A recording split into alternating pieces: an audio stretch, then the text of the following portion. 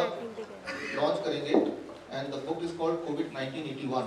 आपने जो सुना अभी तक वो कोविड-19 था, लेकिन आपके होश उड़ जाएंगे जान के कि एक्चुअली कोविड-19 नहीं है। आज मैं आपको सारे एविडेंस दूंगा इन द पब्लिक कॉन्फ्रेंस और अभी भी दूंगा कि ये कोविड-19 ना होके ये जो है कोविड-1981 है। इसकी जो तैयारी थी वो 1981 से थी और किस तरह से वो सारे एविडेंस इसमें हैं। तो हम ऑफिशियली इसको पहले लॉन्च कर लेते हैं। सर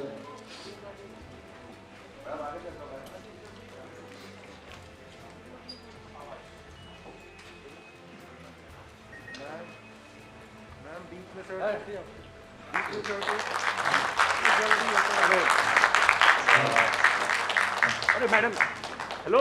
तो ये इसकी कॉपी आपको जाते हुए इसको ले लीजिएगा। ये सबके लिए जितने भी यहाँ प्रेजेंट हैं, जितना आने वाला सबके लिए कॉपी है।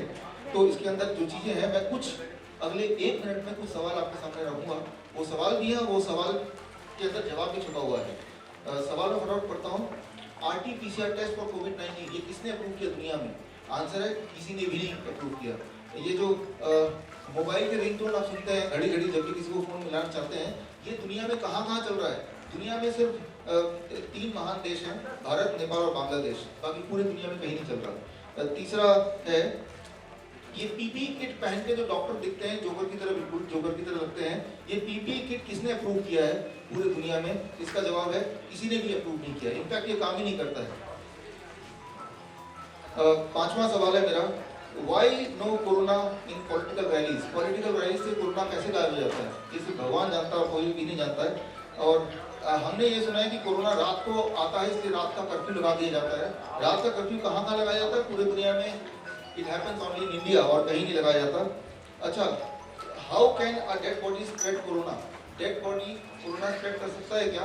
डेड बॉडी कोरोना उतना ही स्प्रेड कर सकता है जितना कि ये टेबल स्प्रेड कर सकता है, या जितना कि पत्थर स्प्रेड कर सकता है उतना ही corona dead body corona spread नहीं कर सकता। डेड बॉडी कोई इन्फेक्शन स्प्रेड कर ही नहीं सकता है।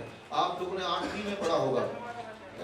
तो अगला सवाल है, Aarogya Setu app pandemic announce किया गया था 11 मार्च को। उसके 20 दिन के अंदर ही आरोग्य सेतु ऐप लॉन्च भी कर दिया 12 भाषा में। जबकि ऐसा ऐप बनाने के लिए पूरी ताकत लगाते हैं अमेरिका जैसा देश तो भी 1 साल लग जाएगा, कम से कम 10 महीने तो लगेंगे ही। तो 20 दिन में बन गया ये ऐप, कमाल की बात है। कैसे बना? जादू से बना होगा। मॉडर्ना नाम की जो कंपनी जिन्होंने वैक्सीन बना लिया था, कब बना लिया था? 25 फरवरी को वैक्सीन तैयार था। 25 फरवरी को इनके सारे एविडेंसेस के अंदर है। 25 फरवरी को तैयार था, जबकि उससे कुछ दिन पहले ही आईटी हुआ वो वायरस में तैयार था फॉर ह्यूमन ट्रायल। राइट, तैयार था फॉर ह्यूमन ट्रायल। यहाँ समझने वाली बात है कि ह्यूमन ट्रायल वाले स्टेज तक पहुंचने के लिए एक वैक्सीन को 5 साल लगता है ऑन एवरेज। अगर आप देखें हिस्ट्री तो 5 साल वाला सफर मॉडर्ना ने कुछ एक दिनों में 10-15 दिन में कैसे तैयार कर लिया? ये तो एक जादू से हो सकता है और तो नहीं हो सकता। अच्छा, बोलते हैं कि आज केसेस बढ़ गए, तो केसेस का मतलब क्या पेशेंट बढ़ गए? नहीं, कभी ये नहीं बोलेंगे कि आज 1 लाख नए पेशेंट आ गए। हमेशा आप देखेंगे अखबार में वर्ड लिखा होगा केसेस बढ़ गए। तो केसेस का मतलब पेशेंट नहीं है। केसेस का सिर्फ एक ही मतलब है कि आज 1 लाख नए लोगों को बुद्धू बना दिया कि आप कोरोना पेशेंट हैं, क्योंकि वो जो टेस्ट है वो टेस्ट भी अप्रूव नहीं है, मैंने बताया था। अगला है आईसीएमआर। क्या, मेरा अगला सवाल है, क्या आईसीएमआर गाइडलाइन ये कहता है every death is corona death? क्या आईसीएमआर गाइडलाइन का ये कहता है? मैंने एविडेंस दिया है। आईसीएमआर गाइडलाइन ने मई 10 में गाइडलाइन चेंज किया। उसमें लिखा है कि जितने भी सारे भारत में डेथ हो उनको कोरोना डेथ लिख दो। डॉक्टर को आदेश है। राइट, मेरी बात को मानने की जरूरत नहीं, मैंने एविडेंस दिया है। अगला सवाल है, क्या कोविड-19 के वैक्सीन में गौ माता जो प्रेग्नेंट गर्भवती गौ माता को वध करके उसके अंदर जो शिशु है बछड़े को खींच के निकाल के जिंदा अवस्था में उसके अंदर हार्ट में छेद करके, जबकि वो जिंदा होना चाहिए तब, और खून निकाल के उस खून से क्या वैक्सीन बन रहे हैं? Answer is yes. अब इससे जुड़ा सवाल है कि ऐसे वैक्सीन हमें लगाना चाहिए? ये जवाब सर आप देंगे विष्णु विनोदन जी। आपसे पूछूंगा मैं ये जवाब, आप ही बताएंगे। अब अगला एक आखिरी सवाल है, SARS-CoV-2 जिसे हम बोलते हैं कोरोना वायरस, SARS-CoV-2 अगर जिनको हो गया, आप में से किसी को, बहुत सारे लोग हैं क्या जिनको कोविड-19 हो चुका है? यहाँ पे एक है। राइट, तो ज़्यादा खुश होने की जरूरत नहीं कोविड-19 हो चुका तो, क्योंकि इसके जो एंटीबॉडी बनते हैं वो एंटीबॉडी बॉडी में 6 हफ्ते तक ही रहते हैं। तो 6 हफ्ते बाद आपको दोबारा SARS-CoV-2 हो सकता है। राइट, इसका मतलब अगर कोविड-19 का वैक्सीन आ जाएगा तो हर 6 हफ्ते बाद, हर 1.5 महीने बाद आपको लगाते रहना पड़ेगा लगातार। तभी अल्टीमेट प्रोटेक्शन है, राइट। तो उसके अलावा अगर कोई कुछ क्लेम करता है तो वो एक मैजिकल चीज हो सकती है, तभी वो हो सकता है, राइट। तो इसका मतलब ये बोल रही है गवर्नमेंट की अभी जो वैक्सीन लाएंगे वो हर 6 हफ्ते बाद हर एक को लगाएंगे, तभी जाके आप उससे बच पाएंगे। अगर तो बच पाएंगे तो पहली बात तो वो कितना इफेक्टिव होगा वो अलग क्वेश्चन है, मैं अभी लूंगा ही नहीं। तो ये मेरे 13 सवाल थे और 13 सवाल नहीं, इसके अंदर 13 जवाब भी हैं और ये जवाब से एक ही चीज सामने आती है, ये कोई पेंडेमिक नहीं है, ये एक सोची समझी चाल है जो बहुत अच्छी तरह प्लान की गई है बेवकूफ बनाने के लिए, लूटने के लिए, मार काट करने के लिए, जो कि अभी चल ही रहा है और हम उसके अभी हम देख ही रहे हैं। तो आगे हमारे साथ डॉक्टर के.वी. तुमाने हैं जो कि इन्फेक्शियस डिजीज स्पेशलिस्ट हैं, ट्यूबरकुलोसिस के स्पेशलिस्ट हैं, 35 साल का एक्सपीरियंस है इनको और मॉडर्न मेडिसिन में विद इन्फेक्शियस डिजीज। तो नागपुर से स्पेशलिस्ट प्रेस कॉन्फ्रेंस के लिए आए हैं, इस पब्लिक एंड प्रेस कॉन्फ्रेंस के लिए। सर ये जो इन्फेक्शियस डिजीज है उसमें आप ट्यूबरकुलोसिस स्पेशलिस्ट हैं और ये कोरोना काल चल रहा है, तो आप थोड़ा सा लाइट आप बताएं। Good morning.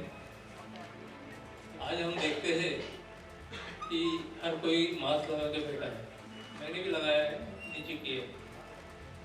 सरकार की तरफ से ही आदेश है कि मास्क लगाओ, सोशल डिस्टेंसिंग करो और जब तुम फ्लाइट में जाओगे तब तुमको वो फेस शील्ड वो लगाना पड़ता है। जब हॉस्पिटल में जाते हैं हम डॉक्टर लोग तब हमें पूरा वो पीपी किट पहनना पड़ता है, पूरा नीचे से ऊपर तक। तो क्या सचमुच ये चीज़ें हमको कोरोना से बचाती है? एक स्पेशलिस्ट और चेस्ट स्पेशलिस्ट होने के नाते मैं कहूँगा बिल्कुल नहीं, क्योंकि कोरोना वायरस जो है ये इनसे पार पहुँच जाता है। तुम मास्क पहनोगे फिर भी वो कोरोना वायरस, क्योंकि ये ड्रॉपलेट इन्फेक्शन है, ये हवा से फैलता है, तो ये जैसे कोई खांसेगा, जैसे कोई छींकेगा तो पहुंचने वाला है। मास्क पहनोगे तो भी पहुंचेगा, नहीं पहनोगे तो भी पहुंचेगा। हम टीबी वार्ड में काम करते थे, मैंने करीबन 30 साल तक काम किया। टीबी वार्ड में टीबी के पेशेंट के पास जाने के बाद में भी हम कभी मास्क नहीं पहनते थे। उसकी एग्जामिनेशन करते थे, अस्कल्टेशन करते थे, उससे सवाल पूछते थे, उसको कुछ बताते थे। उसके बावजूद भी जहाँ तक मेरा मानना है, हम या हमारे जो कलीग थे उनको किसी को टीबी नहीं हुई, क्योंकि जिसकी इम्यूनिटी अच्छी होगी उसको कोई भी इन्फेक्शन छू नहीं सकता। हमें हमारी इम्यूनिटी बढ़ाना चाहिए। मास्क पहनने से कुछ नहीं होगा, पीपीई किट पहनने वो तो एक जोकर जैसा ही काम है। पीपीई किट पूरा ऐसा पहन लिए, लगता है लोगों को भी लगता है, पेशेंट को भी लगता है कि क्या हो रहा है, ये कौन आ गया मेरे पास में, यानी मुझे कोई तो भी भयानक बीमारी हो गई। तो ये पीपीई किट भी अपने को संरक्षण नहीं दे सकती है, ना ही मास्क दे सकता है। और जो सोशल डिस्टेंसिंग है ठीक है, मगर इतना 2 मीटर का अंतर रख के आपको दिखता है कोई चल रहा है। अभी पुरानी दिल्ली में जाओ या नई दिल्ली में जाओ, आपको ऐसे चिपक के चलने वाले, चिपक के बात करने वाले कितने तो भी लोग दिखेंगे। तो यदि इससे इन्फेक्शन यदि बढ़ता है तो फिर आज हमारे देश में जिसकी जनसंख्या 140 करोड़ है, उसमें कितने पेशेंट दिखना चाहिए था? करोड़ों में दिखना चाहिए था, जबकि हम देखते हैं कि कुछ लाखों में है। तो ये सब चीज़ें मुझे नहीं लगता कि कोई कामयाब चीज़ें हैं जो हमको कोरोना से बचा सकती है। कोरोना से हमें एक ही चीज़ बचा सकती है और वो है हमारी इम्यूनिटी बढ़ाना। और इम्यूनिटी यदि हमारी अच्छी है तो कोई इन्फेक्शन हमें छू नहीं सकता। Thank you.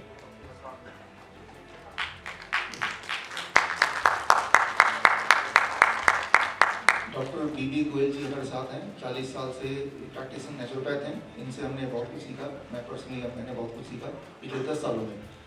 आज जो सर चल रहा है पूरे कोरोना काल जो देख रहे हैं, इसमें आपकी जो भी टिप्पणी है, इनपुट है और जिन बातों का ध्यान रखना है, जो भी आप बताना चाहते हैं, मोस्ट इम्पोर्टेंट है।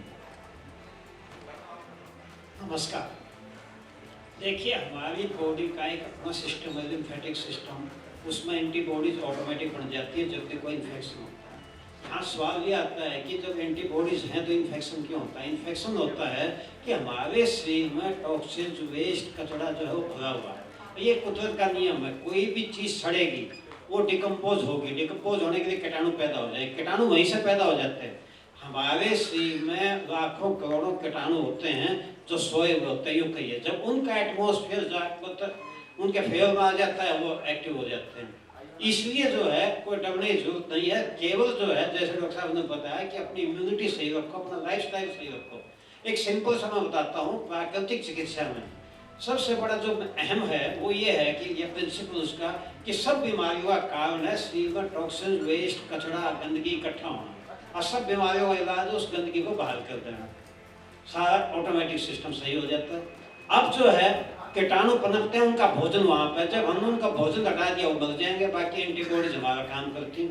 अब यहाँ पर आपका एक क्वेश्चन आता है कि भाई जब एंटीबॉडीज है तो इन्फेक्शन क्यों होता है? इन्फेक्शन होने का जो सबसे बड़ा कारण है, बॉर्डर पर हमारी बीएसएफ बहुत स्ट्रांग है।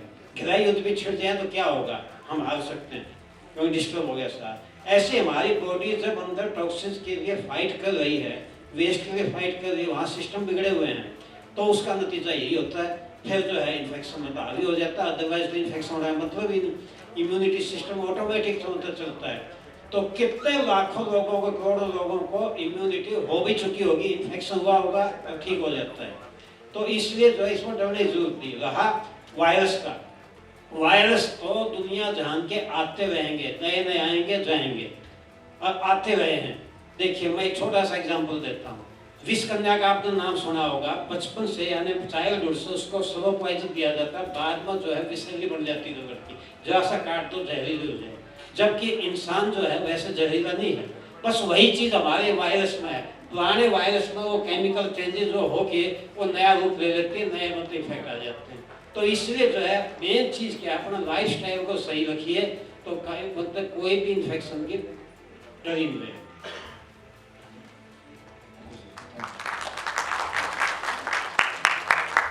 हमारे साथ शुभाम जी हैं और आप में से कुछ लोग जानते होंगे, बैंकों का मायाजाल के नाम से काफ़ी पॉपुलर हैं और IITian हैं और काफ़ी समय से इसी पे शोध कर रहे हैं।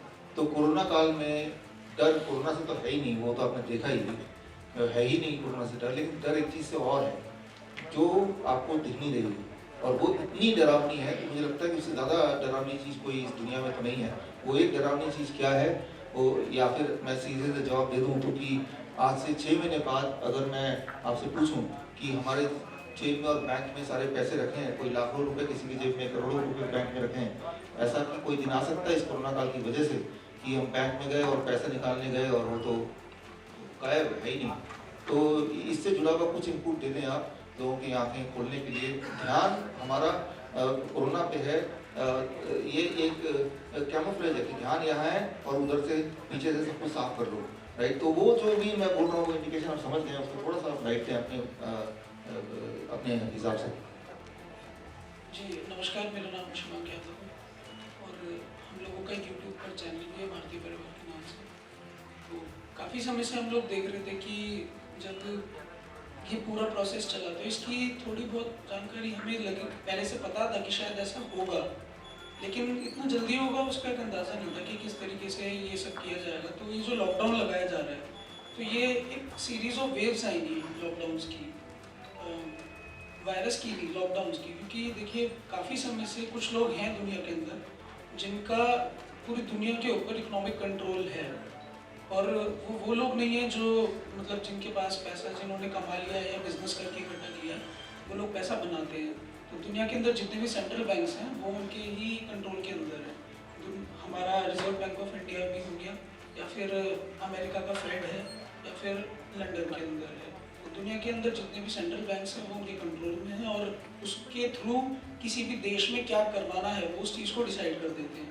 तो लॉकडाउन की वजह से क्या हुआ है कि लोग घरों से बाहर नहीं निकले, तो लोगों के बीच में एक्सचेंज नहीं हुआ। मतलब कि जैसे लोगों ने बहुत सारी चीज़ें खरीदी भी नहीं, किसी ने कपड़े नहीं खरीदे, या फिर किसी ने घर के अप्लाइंसेस नहीं खरीदे, किसी ने घर में काम नहीं करवाया।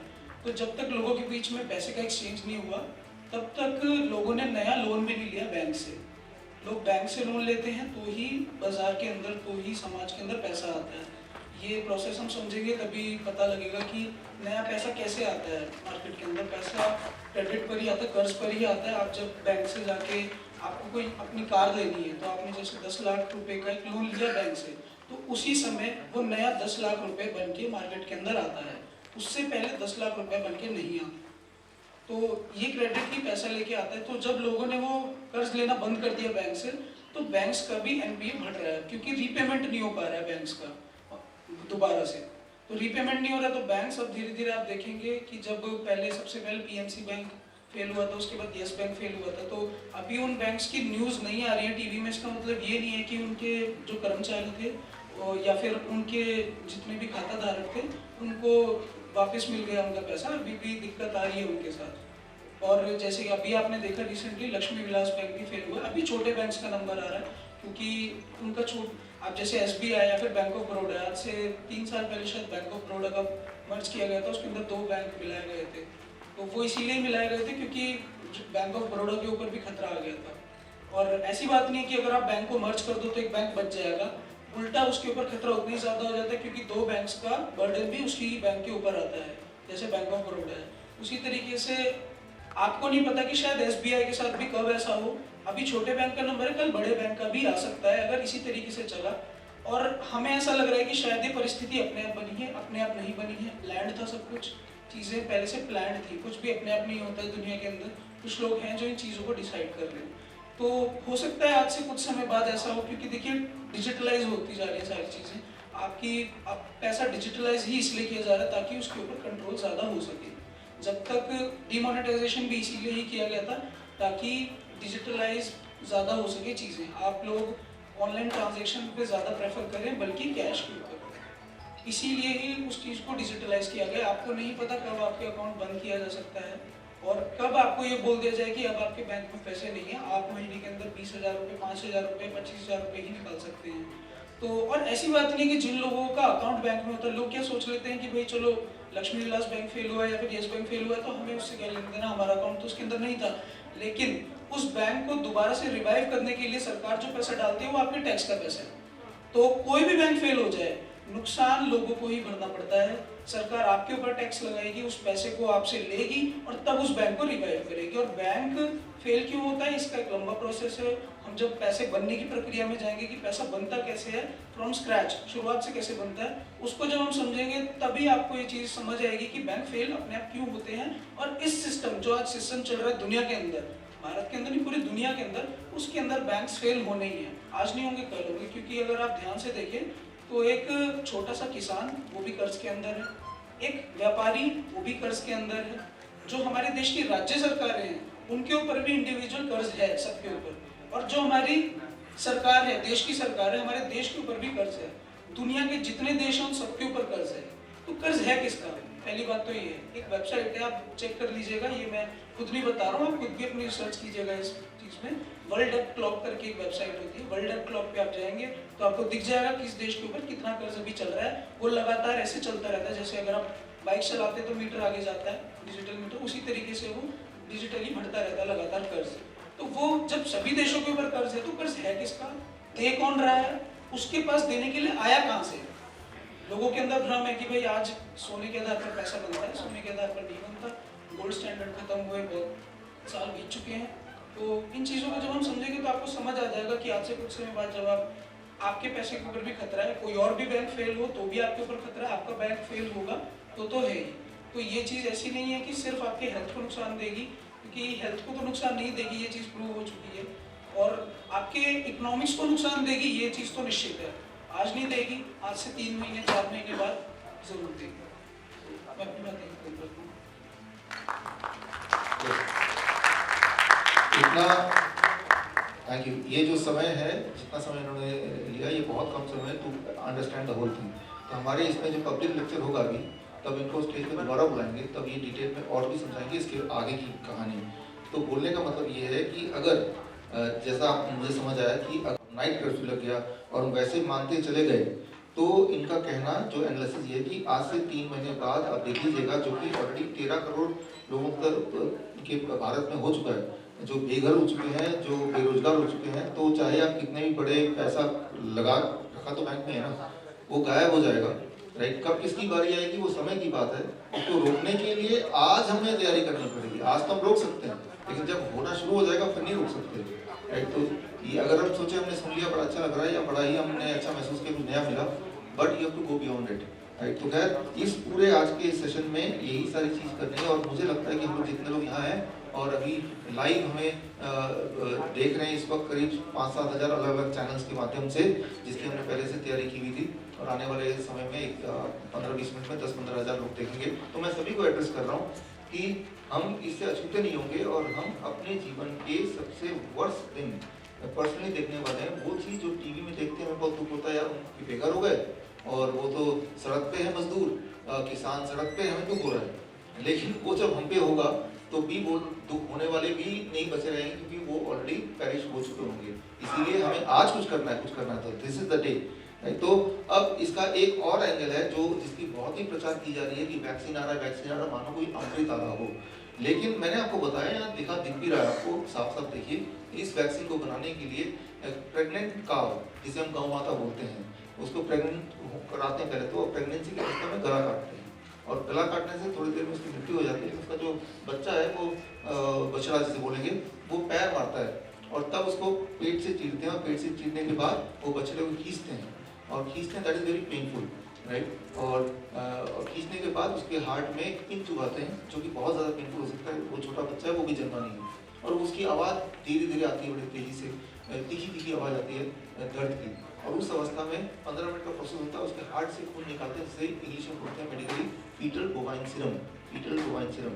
और वही चीज़ एक इंपॉर्टेंट इंग्रेडिएंट है, बहुत सारे इंग्रेडिएंट है, खतरनाक उनमें से ये एक इंग्रेडिएंट है जिससे वो वैक्सीन बन रहा है, जिसका आप इंतजार कर रहे हैं। तो अगर मान लो ये वैक्सीन अमृत भी है, ये आपको हमेशा के लिए अमर बना दे, तब भी क्या ये वैक्सीन लगाना चाहिए हमें? पहली बात तो ये वैक्सीन काम नहीं करेगा, वो आपको बता ही दूंगा आपसे, काम नहीं करेगा। उससे क्या क्या चीज़ें होंगी जो आप इमेजिन नहीं कर सकते, वो तो मैं बता ही दूंगा। लेकिन एक बात तो हम मान लेते हैं कि ये वैक्सीन बड़ा ही अच्छा काम करेगा, जीवन भर के लिए कोई बीमार भी नहीं पड़ेंगे। तो क्या तब हमें विष्णु विनोद जी महाराज आपसे ये है कि हमें क्या एज ए, आप हिंदू धर्म बोल रहे हैं या कोई भी धर्म बोल रहे हैं, एज ए ह्यूमनिटी, ह्यूमन भी तो एक धर्म है, तो क्या what should be our stand? आपका क्या स्टैंड होगा अगर आपको वैक्सीन लगाने आए? तो क्या संदेश देना चाहते हैं आप? प्लीज इस पर थोड़ा सा। राम सेना के प्रमुख हैं हमारे बीच, डायमंड पॉकेट बुक जो पब्लिशर जिन्होंने हिम्मत दिखाई है किताब को पब्लिश करने की, वो आ चुके हैं। सर आपका स्वागत है।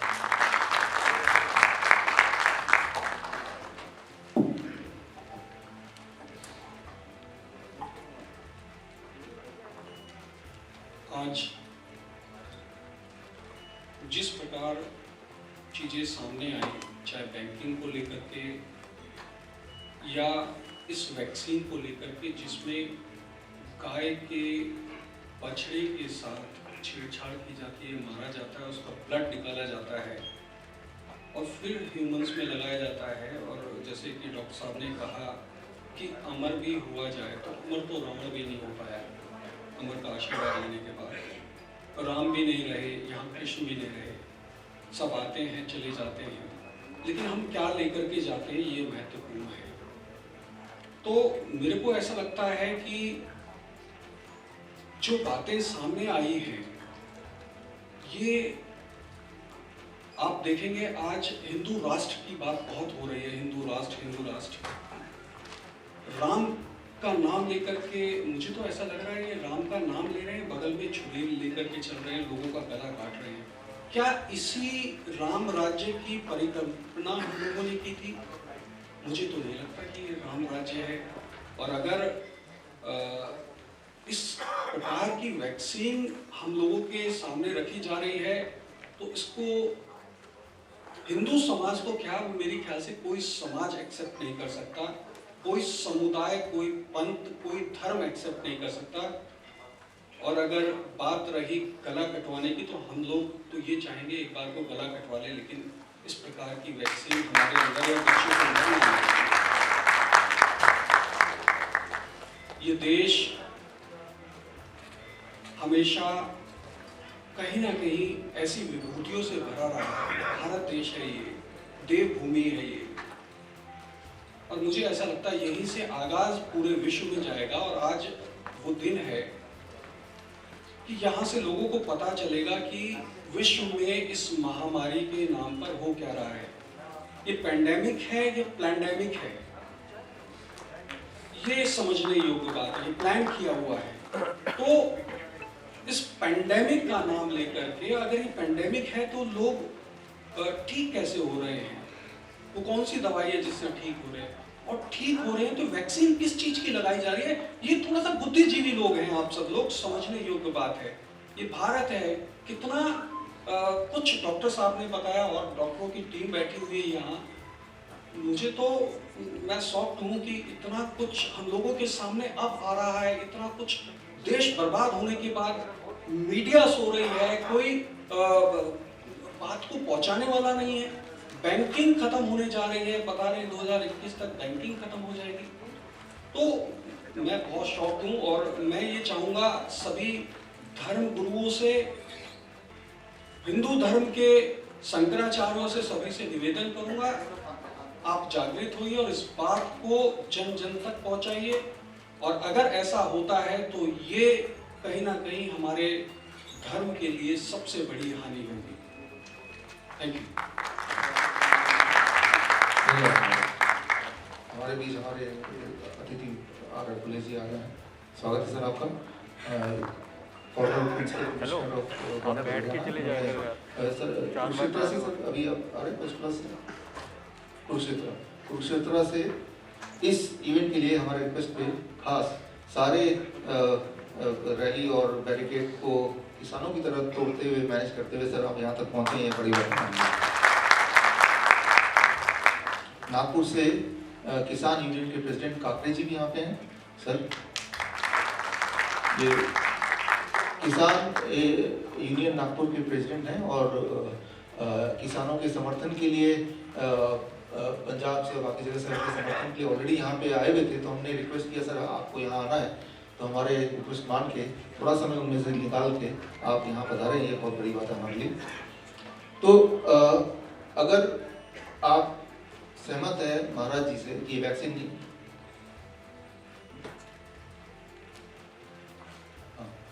हमारे बीच देश उन्नति अखबार के एडिटर प्रकाश पोरे जी भी हैं सर।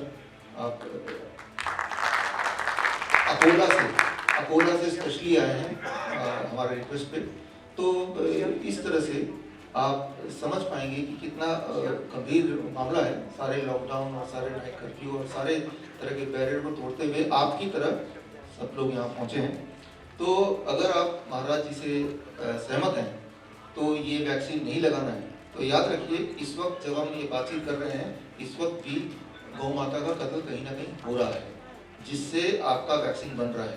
तो 2 महीने 3 महीने बाद जो वैक्सीन बनेगा, तब अगर आप मना करेंगे तो वो बन चुका है, मना करेंगे तब भी बन चुका है। तो उसके लिए मना करने की जो प्रक्रिया है वो अभी शुरू, अपना जो प्रोटेस्ट है वो अभी दिखाना पड़ेगा आपको, अभी दिखाना पड़ेगा, right. So that is very very important.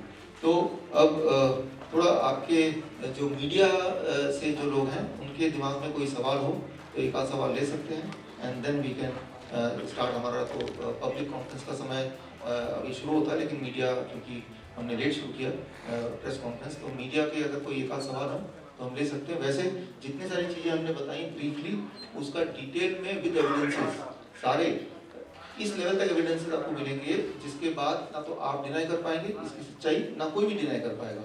तो उसके लिए अगला 1.5 घंटा है ही, लेकिन फिर भी मीडिया के एंगल से कोई सवाल किसी का हो तो आप पूछ सकते हैं।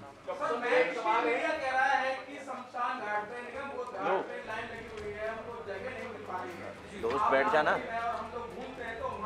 देखने में ये आया है कि वहाँ जो बोलियां हैं वो पहले से बहुत कम आ रही है। देखिए मेन स्ट्रीम मीडिया, आपको मैं बता दूं कि WHO ने 2009 में भी ऐसे ही पैंडेमिक की घोषणा की थी H1N1, तब भी इस तरह से मास्क लगा कर निकले थे। लेकिन तब मेन स्ट्रीम मीडिया ने 1 साल के अंदर CNN ने एक्सपोज कर दिया था, उसके बाद उनका पर्दाफाश हो गया। इस बार WHO ने क्या किया, मेन स्ट्रीम मीडिया को ही हिस्सेदार बना लिया कि आप भी पार्टनर बन जाओ और जैसे जैसे हम बोलते जाए वैसे वैसे दिखाते जाओ। आपकी सबकी जो खिड़की है दुनिया के लिए वो है टेलीविजन या अखबार या फिर मोबाइल में फोन करेंगे तो बार बार वो जो डराने वाला भी पूरा देश और दुनिया कोविड से लड़ रही है वो वाला मैसेज है। एक चीज मैंने समझी है कि इंसान कितना ही बुद्धिमान क्यों ना हो, लेकिन जब आप कोई फैसला लेते हैं तो इंटेलिजेंस को यूज़ ना करके, लॉजिक को यूज़ ना करके आप चीज़ों को के बेसिस पे फैसला लेते हैं। Coming back to your question, mainstream media जो दिखा रही है वो बिल्कुल झूठ दिखा रही है। अच्छा, कौन झूठ है कौन सच है ये कैसे पता चलेगा? मैं कुछ बोल रहा हूँ, मेन स्ट्रीम मीडिया कुछ बोल रही है, किसकी बात माने ये कैसे पता चलेगा? उसके लिए सिर्फ एक ही आंसर है, सबूत कौन दे रहा है, एविडेंस। आप इमेजिन कीजिए, डॉक्टर साहब आपसे बहुत सवाल है, आप कोविड-19 पे निरंतर खुलासा करते जा रहे हैं, बड़े खुलासे आप कर रहे हैं अपने माध्यम से, लेकिन सरकार उसको एक्सेप्ट नहीं कर रही और ना ही उसको गूगल एक्सेप्ट कर रहा, ना ही यूट्यूब एक्सेप्ट कर रहा, ऐसा क्यों? ऐसा इसलिए क्योंकि वो लोग मिले हुए हैं। इसलिए मैंने तो देखिए 5 मार्च में मैं जाके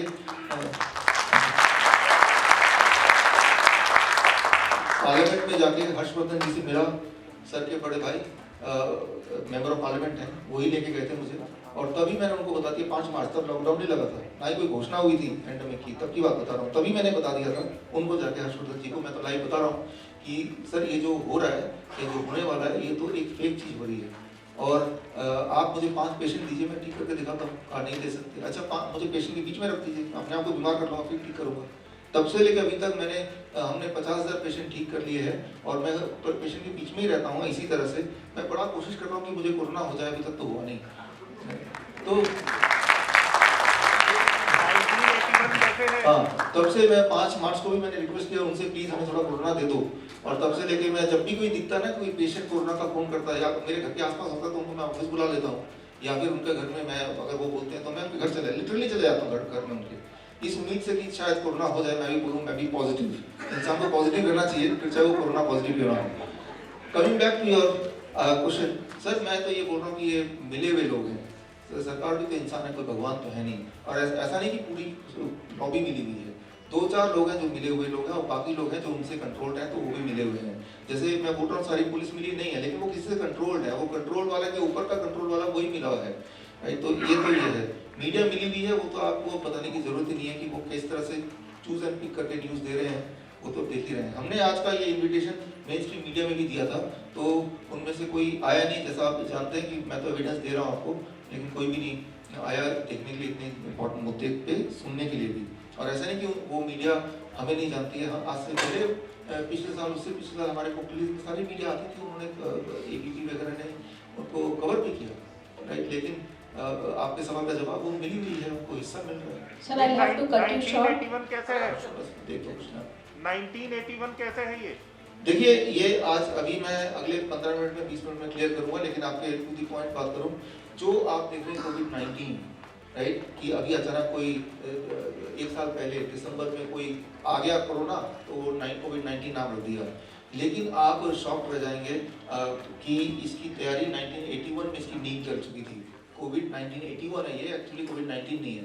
सारे सबूत 1-2 नहीं 100 सबूत इसके अंदर हैं, राइट? इसकी कॉपी अभी मिलेगी आपको, इसीलिए कोविड-19 नहीं है, ये कोविड-19 81 बोलेंगे आप, ठीक है ना? तो लोगों के कान तो खड़े होंगे ही, उनकी दिमाग की खिड़कियां भी खुल जाएंगी, और तब जब बात समझ आएगी तो समझ आएगा कि आपके साथ सिर्फ एक ही चीज हो रहा है, और वो है धोखा। दैट्स ऑल, धोखा ही धोखा। 1-2 सबूत तो बता दो। आम जनता के लिए कोरोना है, जब ये लोग प्रोग्राम करते हैं उनके लिए कोई प्रोग्राम लेने वाला लाखों की हजारों की भीड़ इकट्ठी होती है, तो इसी से ये साफ होता है कि मैं आपको बता दूं कि ये आपको, जैसे एक शेर को हम जंगल से पकड़ लाते हैं, जब वो वाइल्ड होता है, अपनी मनमानी करता है, फिर उसे सर्कस में ट्रेन करना पड़ता है। ट्रेन करने के लिए हम पहले धीरे धीरे चाबुक मारते हैं, एक करके सीख सिखाते हैं कि आप गुलाम हो चुके हो, इसको एक्सेप्ट कर लो। फिर एक पॉइंट आता है कि वो शेर ये भूल जाता है कि वो शेर है, वो उसे याद रहता है कि अब मैं गुलाम हूँ, और फिर उसको उसके लिए पिंजरा है, उसी के लिए सीटी है, उसी के लिए चाबुक है, बाकी दुनिया के लिए नहीं है, और वो इस चीज़ को मान के बैठ जाता है। तो आप और हम भी एक ऐसे शहर हैं जो मार्च महीने से पहले तक हम जंगल में, जो हमारा देश है, हमारा घर है, वो जंगल, कहीं भी हम जाते थे आते थे, लेकिन धीरे धीरे आपको ये सिखाया जा रहा है, वेल ट्रेन किया जा रहा है, you are getting well train, कि नाइट कर्फ्यू किसी ने नहीं आवाज उठाया, भाई रात को कोरोना था, किसी ने बोला? नहीं बोला। इसमें कोई साइंस की भी जरूरत नहीं है, तो लॉजिक क्या है, राइट? तो ठीक उसी तरह पॉलिटिकल रैली में लाखों की भीड़ है, किसी ने बोला, राइट?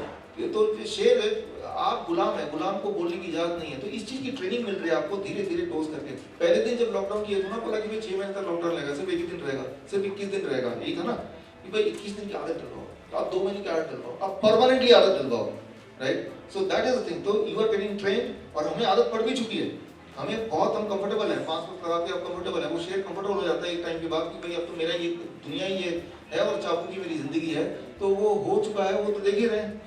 आज जरा सोचिए, नवंबर महीना से 1 साल पहले इसी समय अगर मैं बोलता कि 1 साल बाद हम अपने घर में कैद हो जाएंगे, तो क्या आप कोई मानते? आप लगता है ये कैसी बातें करते हैं? ठीक उसी तरह से शुभांश जी ने बोला कि 4 महीने बाद आप बैंक जाएंगे, पैसा नहीं निकलेगा, मानेंगे नहीं मानेंगे, जब हो जाएगा तब आप कुछ करने लायक रहेंगे नहीं, राइट? शेर जब वो ऑलरेडी जंगल में था तब कोई से बोल दे भाई यहाँ से थोड़ा अपने आप को बचाव कर लो, लेकिन तब तो विश्वास ही नहीं करता कि मेरे साथ कुछ हो सकता है, मैं तो जंगल का राजा हूँ, राइट? तो यही है आज का सच। अभी भी कुछ कर सकते हैं क्योंकि अभी भी ये आ रहा है अगला स्टेज, राइट? इसके बारे में बताऊंगा 1981 में किस तरह से पूरी स्क्रिप्ट लिखी गई है, जैसे कोई मूवी की स्क्रिप्ट होती है। डॉक्टर साहब एक सवाल, ये कैंपेन कैसे कामयाब होगी जब कोई मीडिया कवर नहीं करता? आपको क्या होगा कि क्या आप कुछ संस्थाओं से, कुछ लोगों से कोई बात कर रहे हैं? क्या ये सिर्फ किसी के अंदर ही और के अंदर ही रह जाएगा? कैसे कामयाब होगा ये कैंपेन जो आप? देखिए यहाँ पे एक ही बात इम्पोर्टेंट मैं बताता हूँ कि ये कामयाब हो सकता है एक दिन के अंदर, अगर आप सब चाहें तो। इस वक्त अभी 7-8 हज़ार लोग में जुड़ गए हैं, इंक्लूडिंग 150-200 लोग तो यहाँ हैं, बाकी 7-8 हज़ार लोग जुड़ गए हैं। देखिए मीडिया कवर नहीं करना, मीडिया एक बहुत छोटा हिस्सा है मीडिया, लेकिन हम सब भी एक मीडिया है। याद कीजिए आज से जब छोटा था मैं, मुझे 7वीं-8वीं में एक दिन ऐसी खबर आई कि आज गणेश जी दूध पिएंगे, कुछ याद आ रहा आपको? तब तो भाई इंटरनेट नहीं था, टीवी भी नहीं था, अखबार भी बड़ी मुश्किल से हर दिन आता था, लेकिन सुबह से लेकर रात तक में पूरे देश ने दूध पिलाया ना। तो मैं ये बोलना चाह रहा हूँ कि अगर आप चाहें तो वो मीडिया आप खुद ही हैं, एक्चुअली तब भी थे, तो हमें कोई उस तरह की दिखावटी मीडिया की आज भी जरूरत नहीं है। ये जो सच्चाई, अगर आप जो मैं ये सच्चाई है ये आप लोगों तक अगर पहुंचा दें और सबके दिमाग से डर खत्म हो जाए, उसी दिन सबका भांडा। बस हमें किसी को मनवाना नहीं है, लॉकडाउन बंद करा दो, मास्क बंद करो, हमें डरना बंद कर देना है। जिस दिन आप डरना बंद कर देंगे वो दिन आज का दिन भी हो सकता है, और जिस दिन आपके आसपास लोगों को आप सच्चाई बता देंगे, सच्चाई से डर खत्म होता है, राइट? आपको दिखाया जा रहा है देखो वो शेर है, वो शेर है, आप डर के जा रहे, फिर एक दिन सामने लेके गए देखो शेर नहीं पुतला है, तो वो सच्चाई देख के तो डर खत्म हो गया ना कि जिसने मैं शेर समझा वो तो पुतला है, राइट? तो बस सर इसका सिर्फ एक ही चीज मैं आपसे रिक्वेस्ट करूंगा शुरू से आखिर तक कि लोगों के दिमाग से या सॉफ्टवेयर को आपके दिमाग से डर खत्म करना है कि वो एक पुतला है जो हमें शेर दिखा के जैसे चिड़ियों को भगाने के लिए पुतला लगा देते हैं ना, वही चीज हो रहा है। ये अगर हर एक के दिमाग में घुस जाए, जिस तरह से वो गणेश जी दूध पीने वाला दिमाग में चला गया, तो एक दिन के अंदर सारा कुछ खत्म हो जाएगा अपने आप ही। उसके बाद जब कोई टीवी पे आ रहा होगा मास्क लगा के, तो खुद ही शर्म से वो लोग हंसेंगे उसको देख के, खुद ही अपने आप ही वो खत्म एक दिन में हो सकता है खत्म। इसके लिए हम लोग जितने भी लोग हैं, इतने लोग काफी हैं सच्चाई को लोगों तक पहुंचाने के लिए। आज से 10 साल पहले भी तो यही हुआ था, राइट? एक्चुअली एनवन पेंडेमिक कैसे खत्म हुआ? जैसे सच्चाई पता चली अपने आप सब कुछ खत्म हो गया, कुछ करने की जरूरत नहीं है, सच्चाई लोगों तक पहुंचाना है। आपका मेरा सिर्फ एक ही काम है। डॉक्टर साहब एक सवाल है, सरकार दवाएं गिराती है, सरकार को क्या लाभ होगा डॉक्टर के? सरकार को क्या लाभ होगा ये मैं आगे कवर करूंगा, लेकिन उनको ये लाभ होगा जिस कुर्सी पे वो बैठे हैं वो कुर्सी is controlled by somebody else, right? वो कुर्सी किसी और से कंट्रोल्ड है, वो कुर्सी आई किसी और की वजह से है। आपको मैं बता दूं कि जितनी फंडिंग से चलती पॉलिटिकल पार्टी आप सबको पता है, सारी इंडस्ट्री फंड करती है, इंफ्रास्ट्रक्चर इंडस्ट्री भी देती है, स्टील इंडस्ट्री देती है, ऑटोमोबाइल इंडस्ट्री भी कंट्रीब्यूट करती है और हेल्थ सेक्टर भी कंट्रीब्यूट करता है। आपको जान के हैरानी होगी, हेल्थ इंडस्ट्री फार्मास्यूटिकल कंपनीज की जो कंट्रीब्यूशन है दैट इज अकेले ही बाकी सारे इंडस्ट्री का टुगेदर जो कंट्रीब्यूशन है उससे ज़्यादा है, राइट? अकेले की इंडस्ट्री ने। तो जिस इंडस्ट्री की बदौलत ये बना है, जो भी टॉप में आए हैं, राइट, तो वो तो उनका पॉकेट बन के रहना ही पड़ेगा उनको, उन्होंने यही स्वीकार किया, इसीलिए वो यहाँ पे है। लेकिन इसके और डिटेल में अगर आपको जाना है तो उसके लिए कोविड-19 का इंतजार करना पड़ेगा, जो मैं 15-10 मिनट बाद सारे एक एक एविडेंस बेस करके बताऊंगा कि सरकार को क्या फायदा है और वो कब से लगी हुई है, वो कौन लोग हैं, का नाम। सर एक सवाल, आज किसान लोग प्रोटेस्ट कर रहे हैं, उन लोगों पर कोरोना का असर नहीं दिखाई दे रहा है, ऐसा क्यों? हाँ, किसान लोग आप देख रहे हैं कि किसान लोग जमीन से जुड़े लोग हैं, और ऐसा ना जिनके पेट में भूख है, जिनको प्रॉब्लम, आप देखेंगे कि कोरोना सबसे ज़्यादा डर कौन रहा है? बाई चांस की बात है जिसके बैंक में और घर में बहुत पैसा खाना है, वो कोरोना से सबसे ज़्यादा डर रहा है।